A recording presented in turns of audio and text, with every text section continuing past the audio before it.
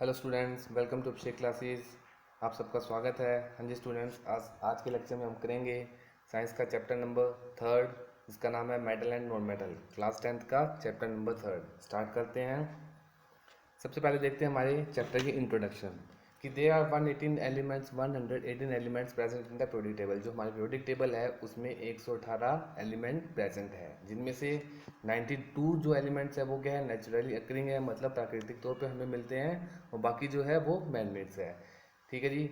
इसके बाद metal and non metal are characterized by distinct different physical and chemical properties. कि जो metal और नॉन मेटल की विशेषताएं हैं वो उनके फिजिकल और केमिकल प्रॉपर्टी की वजह से अलग अलग होती है। ठीक है। The most abundant non metal in the earth crust is oxygen. की धरती की सतह पर पाई जाने वाला सबसे अधिक मात्रा में जो नॉन मेटल है वो क्या है, ऑक्सीजन है। विच कंस्टिट्यूट्स अबाउट 50% पार्ट, जो कि 50% पार्ट धरती के अर्थ क्रस्ट को कवर करता है। ठीक है।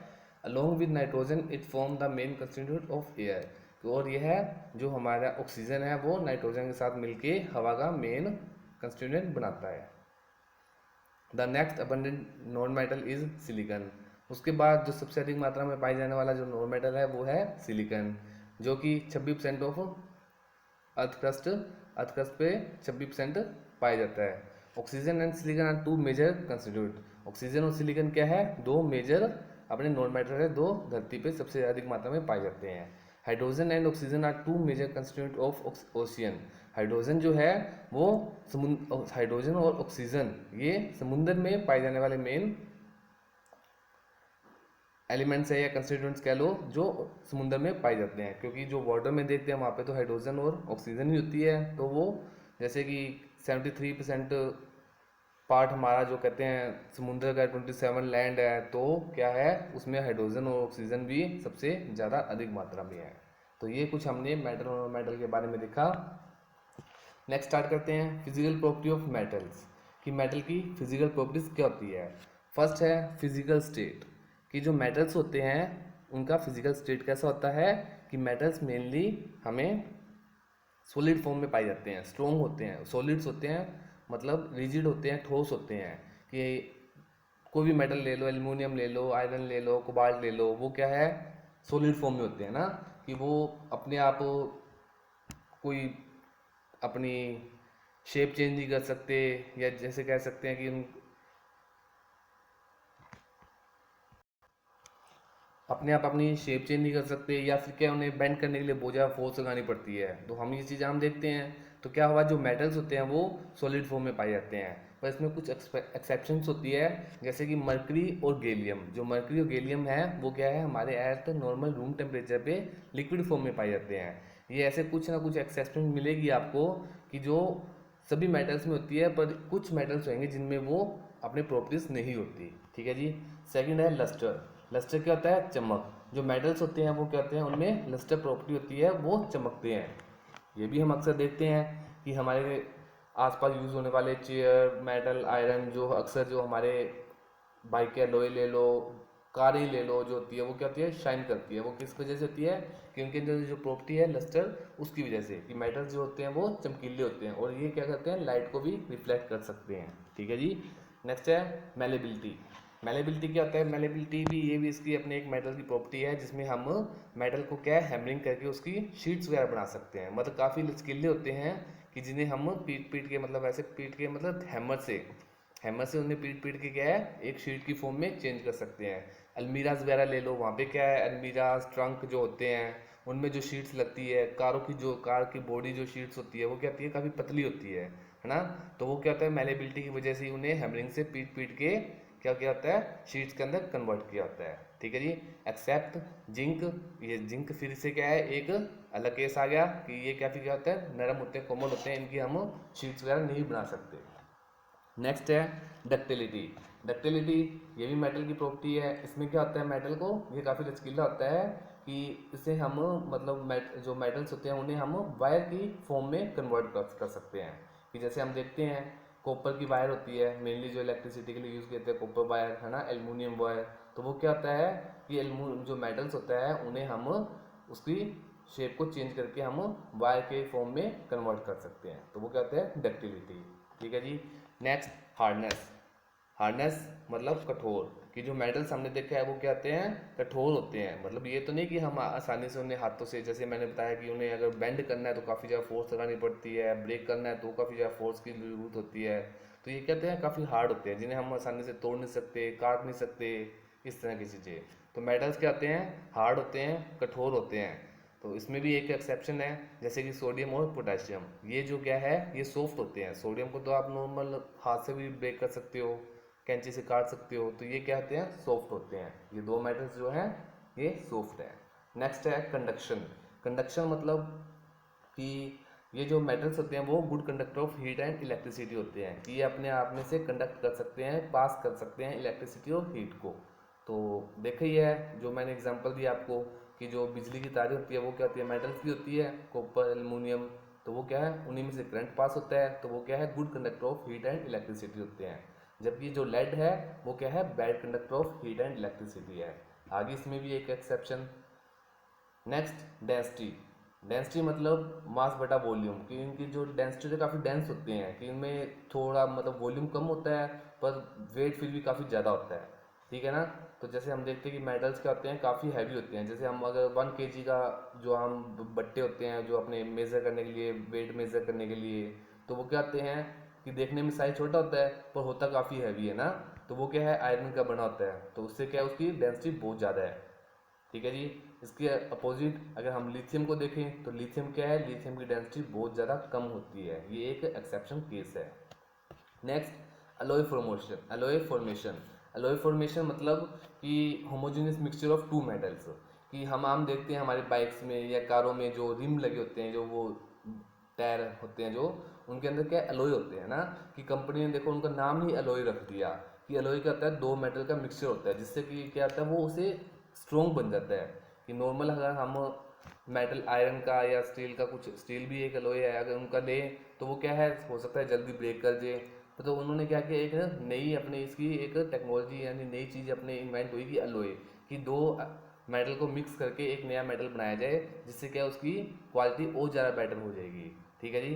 तो मेटल से क्या है, हम एलॉय बना सकते हैं। नेक्स्ट है मेल्टिंग एंड बॉइलिंग पॉइंट। ठीक है जी। कि मेल्टिंग और जो बॉइलिंग पॉइंट होता है वो क्या होता है, इनका काफ़ी ज़्यादा हाई होता है। क्यों?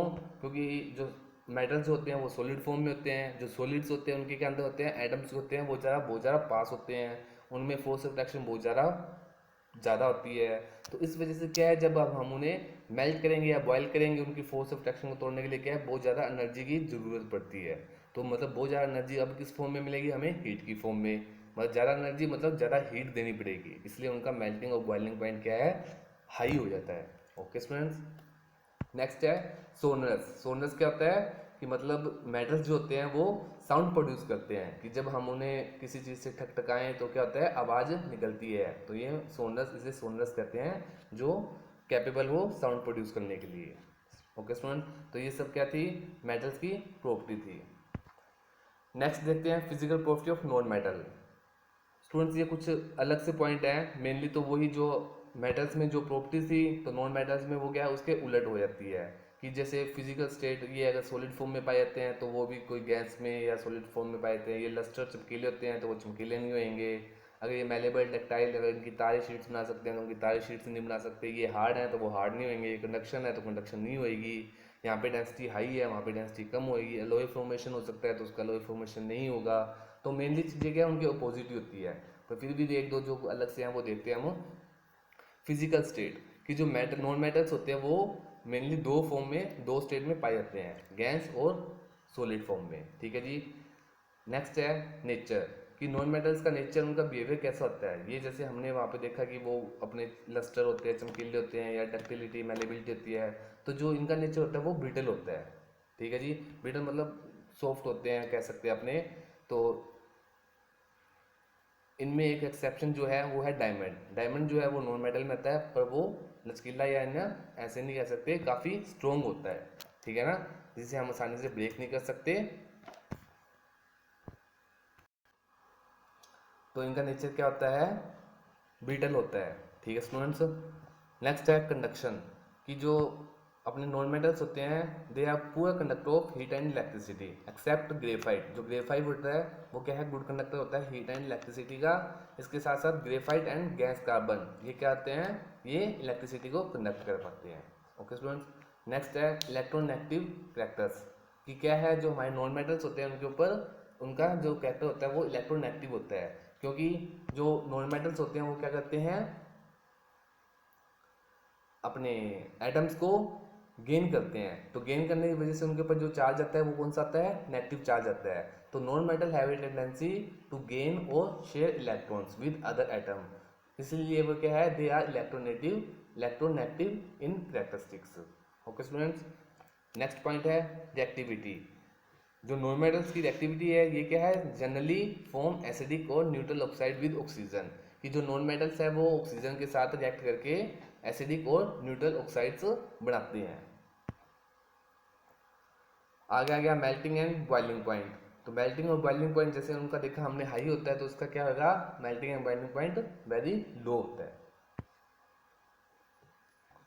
इसके अलावा कुछ अलग से और प्रॉपर्टीज है जो इनको कंपेयर करेगी, इनके बीच में डिफरेंस हम कह सकते हैं कि फर्स्ट है इलेक्ट्रॉनिक कन्फिग्रेशन, कि जो मेटल्स की इलेक्ट्रॉनिक कन्फिग्रेशन होती है वो क्या होती है, मतलब कन्फिग्रेशन तो कुछ भी हो सकती है, पर जो उनके मेन आउटर मोस्ट शेल में जो इलेक्ट्रॉन्स होते हैं वो क्या होते हैं, 1, 2 या 3 ही इलेक्ट्रॉन्स होते हैं। हो सकता है कोई एक आधा मेटल हो जिसमें इससे ज़्यादा हो, वरना मेनली सभी में क्या है 1 और 2 और 3 ही इलेक्ट्रॉन्स इनके आउटर मोस्ट शेल में होते हैं। इसके अपोजिट जो नॉन मेटल है उनके आउटर मोस्ट शेल में 5, 6, 7 होते हैं, और जहाँ पे 8 होंगे वो क्या हो जाएंगे, स्टेबल और नोबल गैसेज हो जाती है।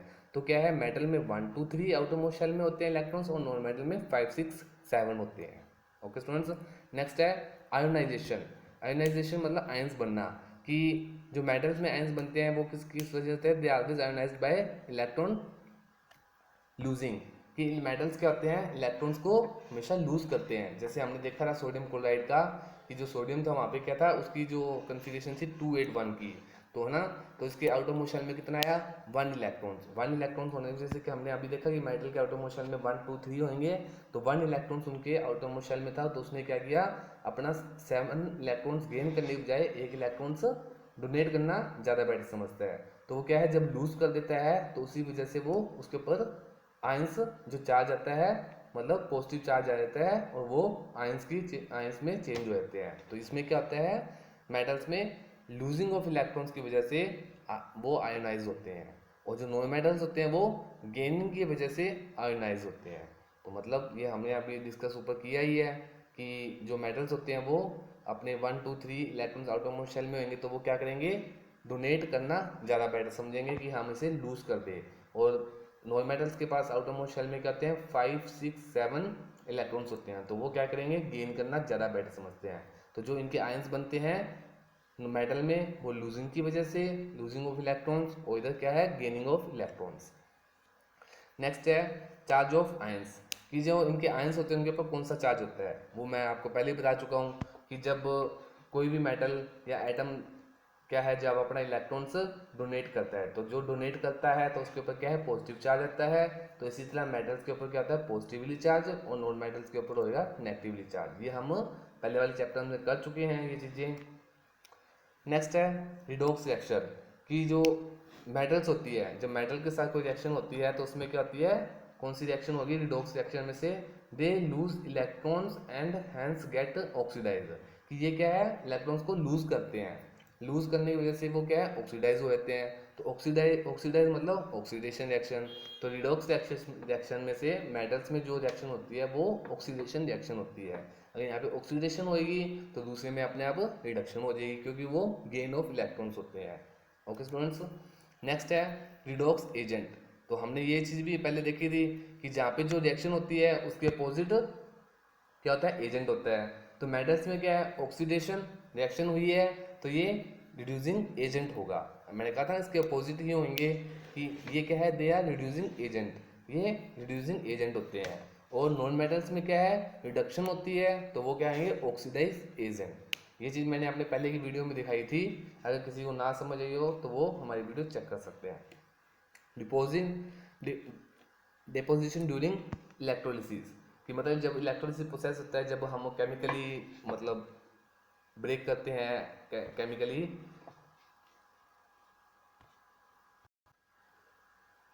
इलेक्ट्रोलिसिस होता है जो केमिकली डिकम्पोजिशन होता है, तो उसमें क्या होता है, करंट पास होने की वजह से केमिकली डिकम्पोजिशन होती है।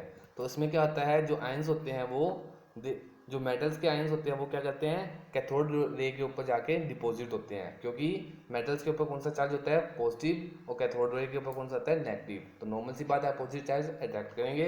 और इसी तरह जो नॉन मेटल्स होते हैं उनके ऊपर कौन सा होता है, नेगेटिव चार्ज, और तो वो एनोड क्या होता है, पॉजिटिव पॉजिटिव पॉइंट, तो वो क्या होंगे, एनोड के ऊपर जाके डिपॉजिट होंगे। तो यही कहा बताया गया इसमें, डिपोजिशन ड्यूरिंग इलेक्ट्रोलिसिस। जब इलेक्ट्रोलिसिस प्रोसेस होता है तो उसमें मेटल्स किस तरफ जाके आयंस उनके अटैच होते हैं और नॉन मेटल्स के किस तरफ होते हैं। नेक्स्ट है solubility. They do not dissolve in solvent except by chemical action. जो मेटल्स होते हैं वो क्या है, किसी भी सॉल्यूशन में या सॉल्वेंट में, लिक्विड में डिजोल्व नहीं होते जब तक कोई केमिकली एक्शन ना हो। कि केमिकली कोई प्रोसेस लेंगे तब तो वो उसे ब्रेक करके मिक्स कर सकता है, वरना ये किसी भी सॉल्वेंट में डिजोल्व नहीं होते।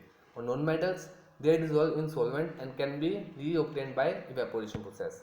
ये क्या है, किसी भी सॉल्वेंट में मिक्स हो जाते हैं और इन्हें वापस क्या है, हम रीऑब्टेन कर सकते हैं, द्वारा हम उन्हें गेन कर सकते हैं, किससे, इवेपोरेशन प्रोसेस से। Nature of oxide. Nature of oxide की मेटल्स जो है वो जनरली बेसिक ऑक्साइड के होते हैं, और नॉन मेटल्स जो होते हैं वो एसिडिक ऑक्साइड के होते हैं। इनकी देखते हैं हम एग्जांपल नेक्स्ट पेज पे। कि बेसिक ऑक्साइड कि हमने सोडियम ऑक्साइड ले लिया, मैग्नीशियम ऑक्साइड, कैल्शियम ऑक्साइड, ये तीन ऑक्साइड्स ले लिए, ठीक है जी। अब जब इनको हम चेक करेंगे कि ये एसिडिक है या बेसिक है, तो इनको क्या, सिंपल सा एक एक्सपेरिमेंट, आप इन्हें पानी के साथ ऐड कर दीजिए या इनमें पानी ऐड कर दीजिए। तो ये क्या होंगे, जैसे ही sodium oxide plus water add होगा तो ये क्या बनाएगा, सोडियम हाइड्रो ऑक्साइड। नॉर्मल सी बात है कि अपने वाटर वाली जो उसकी अपने क्वालिटी है वो क्या हो जाएगी, OH आयंस प्रोड्यूस करेगा। तो OH आयंस जो हमने पिछले चैप्टर में पढ़ा था कि OH आयंस किस में प्रोड्यूस होते हैं, बेसिस में होते हैं, और एसिड में कौन से होते हैं, H+ आयंस। तो इसी वजह से हमें ये जब एक्सपेरिमेंट करेंगे तो इससे हमें जब OH आयंस प्रोड्यूस होंगे तो हम इसे बता सकते हैं कि ये बेसिक नेचर की हैं। नेक्स्ट है एसिडिक ऑक्साइड।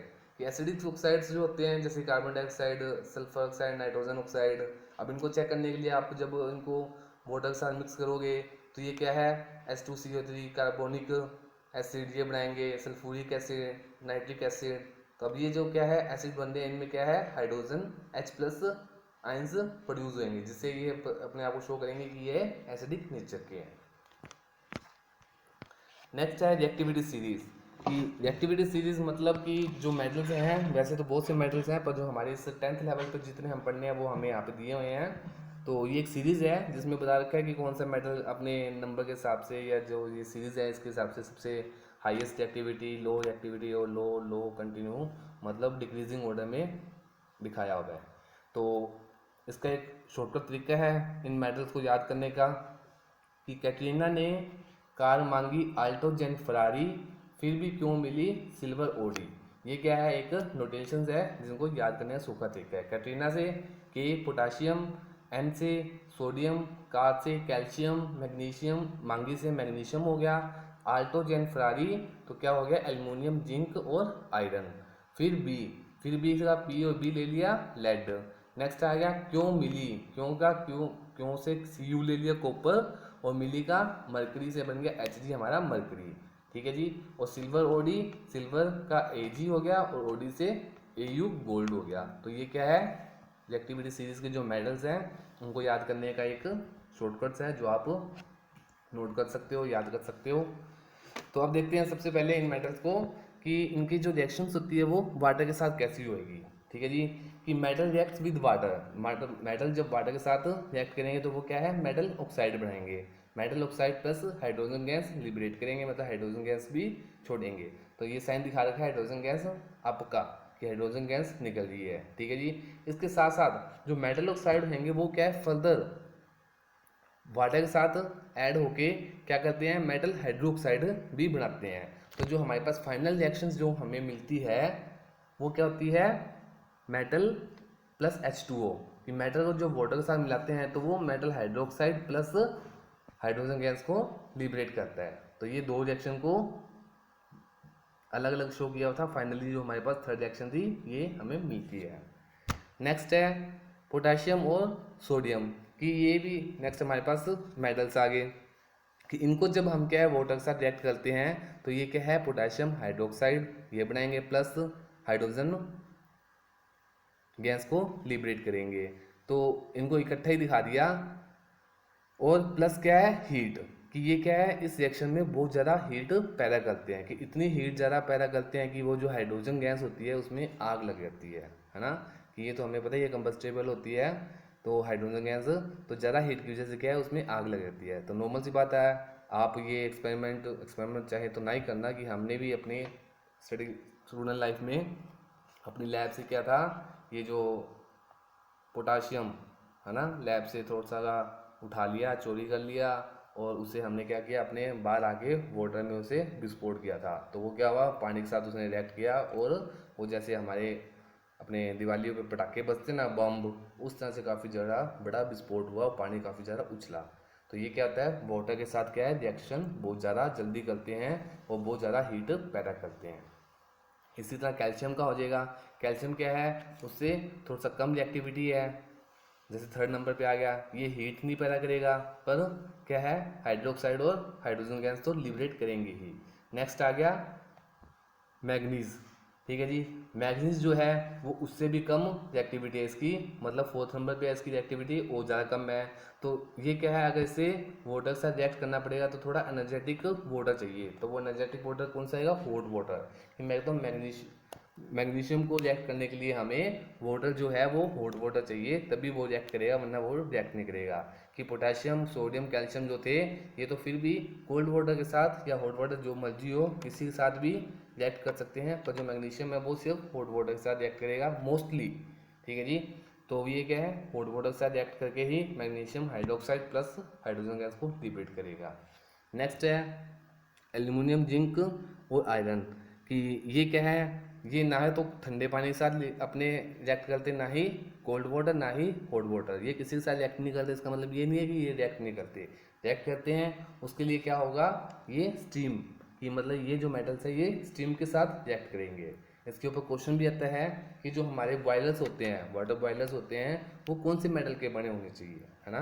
कि अगर हम देखें अगर स्टील का जो बॉयलर ले लें कि बर्तन जो चलो स्टील के आते हैं पर जो बॉयलर्स होते हैं वो स्टील का नहीं होना चाहिए।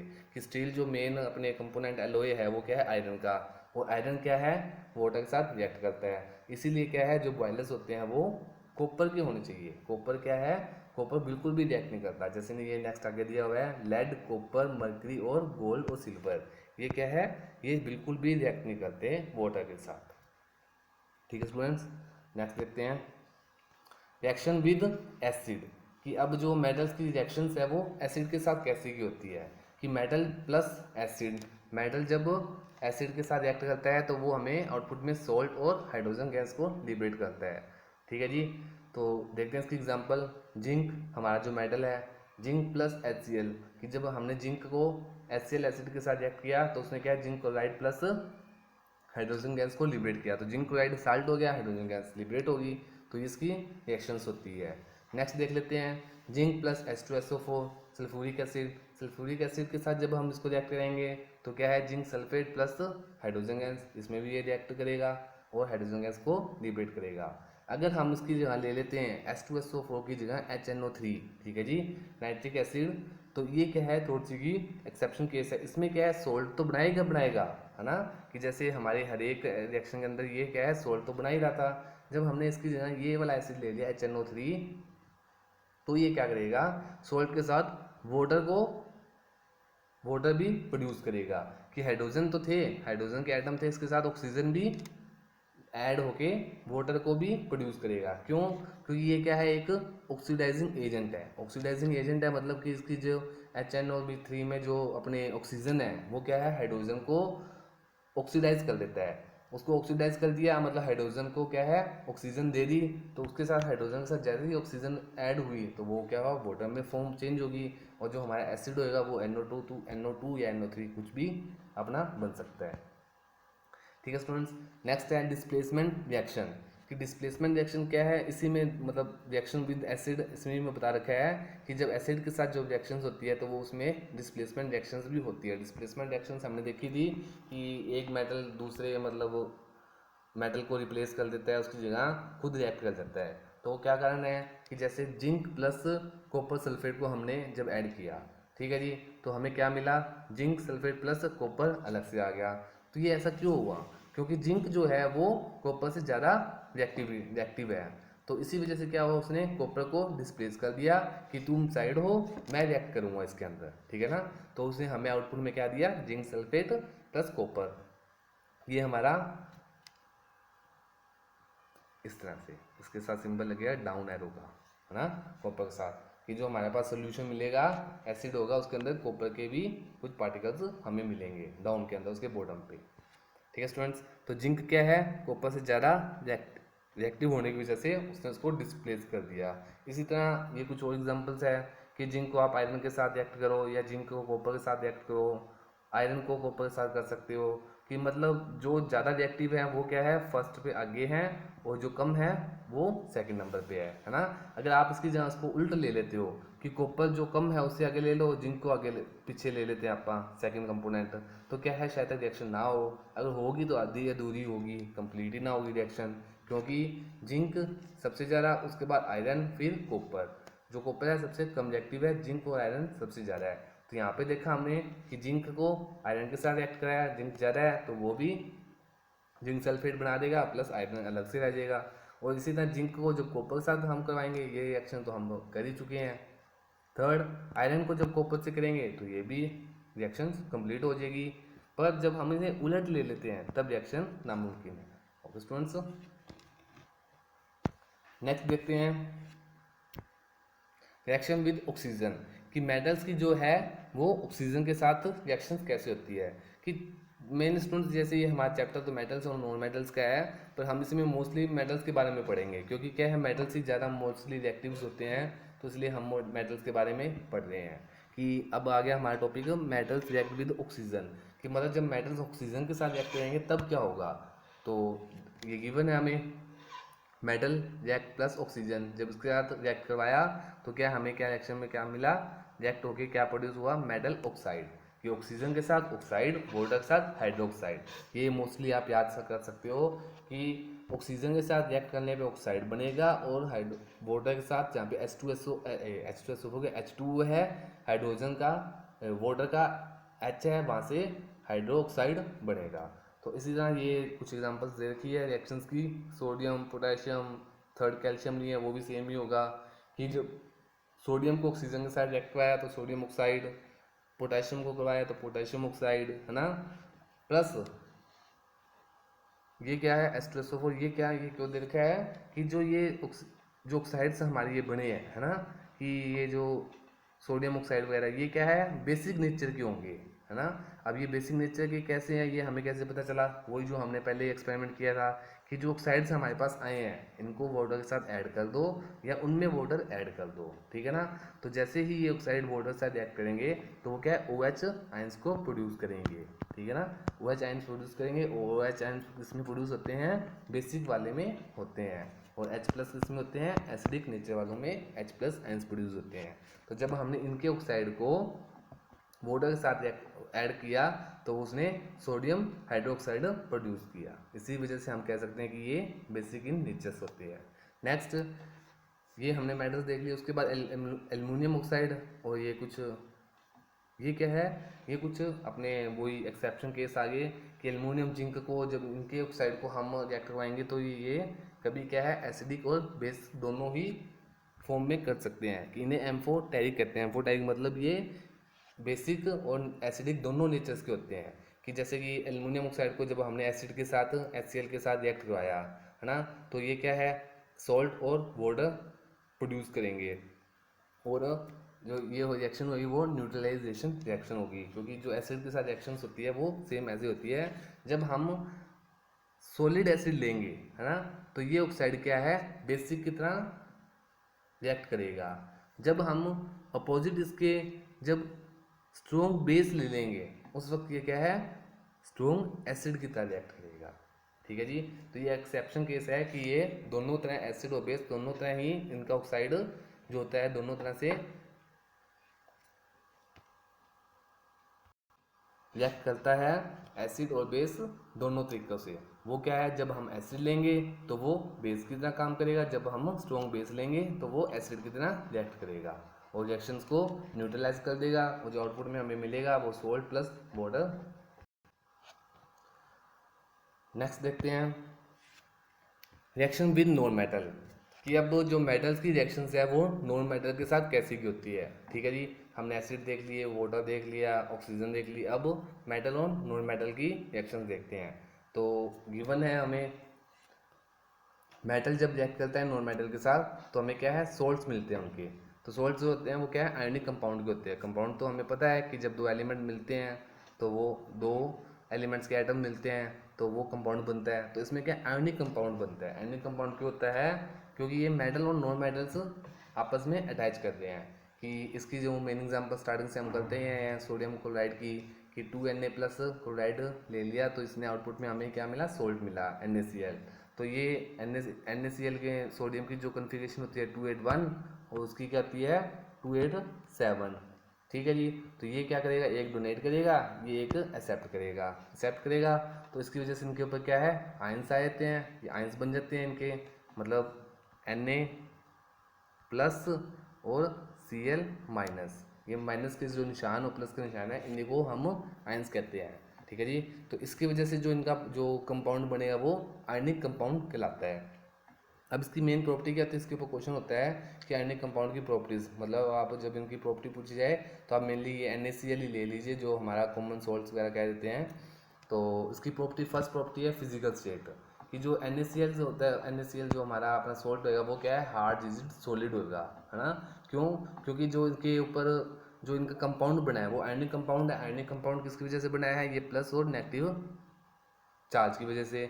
और ये क्या है, पॉजिटिव और नेगेटिव चार्ज क्या है, दोनों एक दूसरे से अट्रैक्ट करते हैं। अट्रैक्ट करेंगे तो मतलब वो क्या है, काफ़ी ज़्यादा स्ट्रॉन्गली एक दूसरे के साथ जुड़े हुए हैं। जब बहुत ज़्यादा स्ट्रॉन्गली जुड़े हुए हैं तो मतलब बहुत ज़्यादा पास पास है। और जिनके एटम्स या आयंस जो पास होते हैं वो क्या होते हैं, सॉलिड्स होते हैं। ये हमने सॉलिड की डेफिनेशन पढ़ी थी। तो ये क्या है, इनमें स्ट्रॉन्ग इलेक्ट्रोस्टैटिक फोर्स होती है, इनके आयंस की वजह से इनके अंदर स्ट्रॉन्ग इलेक्ट्रोस्टैटिक फोर्स होती है, जिसकी वजह से ये सॉलिड फॉर्म में प्रोड्यूस होते हैं। ठीक है स्टूडेंट्स, नेक्स्ट है मेल्टिंग एंड बॉइलिंग पॉइंट। इनका जो मेल्टिंग और बॉइलिंग पॉइंट होता है वो भी क्या है, हाई होता है। वही बात हमने पहले भी बताई थी कि इनके ऊपर जो इनके आयंस है काफ़ी ज़्यादा पास होने की वजह से क्या है, इनमें स्ट्रॉन्ग इलेक्ट्रोस्टैटिक फोर्स है। अब इनको ब्रेक करने के लिए क्या है, बहुत ज़्यादा एनर्जी की जरूरत पड़ेगी। तो इसका लिए इनकी जो एनर्जी हमें हीट के फॉर्म में देंगे, टेम्परेचर के फॉर्म में देंगे, तो वो क्या है, काफ़ी ज़्यादा हाई होनी चाहिए। तो इसलिए इसका मेल्टिंग और बॉइलिंग पॉइंट भी क्या होगा, हाई होगा। नेक्स्ट है सोल्यूबिलिटी, कि जो आयनिक कंपाउंड्स की जो सोल्यूबिलिटी है वो वाटर में तो पॉसिबल है ना। क्योंकि अगर हम उन्हें वाटर में ऐड कर दें तब तो वो वाटर के साथ मिक्स हो जाएंगे, क्योंकि सोल्ट है वो वाटर के साथ मिक्स हो जाएगा। बट नॉट इन ऑयल, कि मतलब किसी तरह के ऑयल, कोई कैरोसिन या पेट्रोल है उसमें इसकी सोल्यूबिलिटी नहीं होती। नेक्स्ट है इलेक्ट्रिकल कंडक्शन, मतलब कि बिजली का संचार करना, कि मतलब एक कंडक्ट करना, एक पॉइंट से दूसरे पॉइंट तक करंट का फ्लो अपने इलेक्ट्रॉन्स को पहुंचाना। तो वो क्या होता है इन सॉलिड स्टेट में डज नॉट, मतलब कि जो हमारा NaCl है ना, वो अगर उसकी वो फिजिकल स्टेट अगर उसकी सॉलिड है, सॉलिड है तो वो क्या है, ये सॉलिड स्टेट में इलेक्ट्रिकल कंडक्शन को नहीं होने देगा। In solid state does not, कि मतलब सॉलिड स्टेट में ये इलेक्ट्रिकल कंडक्शन नहीं होने देगा। हाँ, अगर आप NaCl को अगर वाटर में मिक्स कर देते हो, है ना, तो अब उनके क्या है, आयंस ब्रेक हो जाते हैं। मतलब मेनली इलेक्ट्रिसिटी कब कंडक्ट करती है, जब फ्री इलेक्ट्रॉन्स होते हैं, है ना। तो यहाँ पे इलेक्ट्रॉन्स फ्री नहीं होते NaCl जब वो सॉलिड फॉर्म में है। पर जैसे ये वाटर के साथ ऐड करेगा तब ये क्या है, इनके आयंस फ्री हो जाएंगे। और आयंस फ्री होने के बाद आप उसमें से इलेक्ट्रिसिटी कंडक्ट करवा सकते हो। ठीक है स्टूडेंट्स, तो ये 4 पॉइंट थे इनकी फिजिकल प्रॉपर्टी के। इसी के साथ हमारा आज का लेक्चर खत्म होता है। Okay students, see you later, बहुत जल्दी मिलेंगे हम अपनी अगली वीडियो में। बाय।